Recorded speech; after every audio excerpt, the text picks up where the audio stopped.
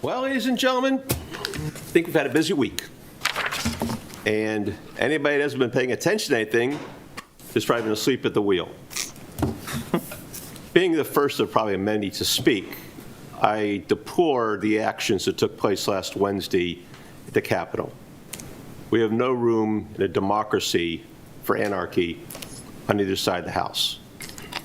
As I said in my prayer this morning, I hope for peace and tranquility, and as we've always sought to say, peaceful transition of power. Now, lots of people didn't like the results of the election. Lots of people did. But hence, this is how democracy works. And looking like what we did, in not only the eyes of our nation, but the eyes of the world, bad situation.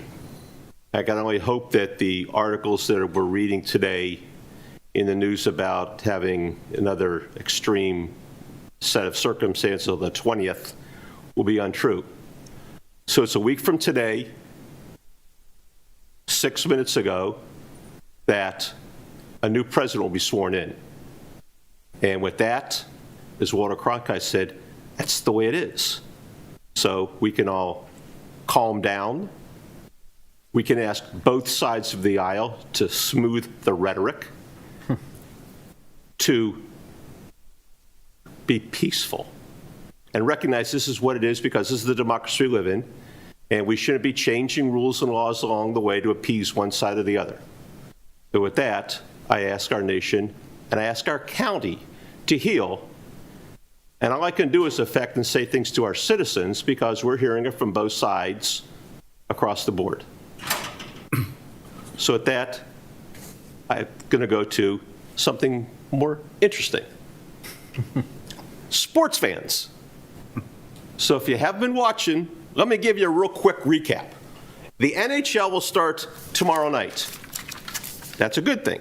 I'm going to go backwards. Last night, congratulations all you Alabama fans in the trouncing you put on Ohio State as you won another national championship. If I go back to Sunday, one of the most interesting football games, the Green Bay Packers and New Orleans Saints. But it wasn't what you watched on CBS. It's what you watched on Nickelodeon. And if you didn't watch the Nickelodeon version of the football game, you don't know what you missed. It was incredible. It was great. It was so fun to watch. They had NFL Pro Bowl players. They had announcers. They explained it. They did something cool. Every time a touchdown was scored, the end zone got slimed in green. Typical Nickelodeon. You had young Sheldon explaining the rules. What is offsides? What is interference? And young Sheldon would pop up and he'd give you some explanation. They had an award called the MVP, Nickelodeon Most Valuable Player. Now, generally in sports world, that goes to the winning team. But this was voted on by the fans. And it was primarily probably a bunch of young kids watching while Burleson was explaining, okay, why do people get into fights in football games? He explained it was what happens when you fight with your brothers and your sisters. Why do they do this?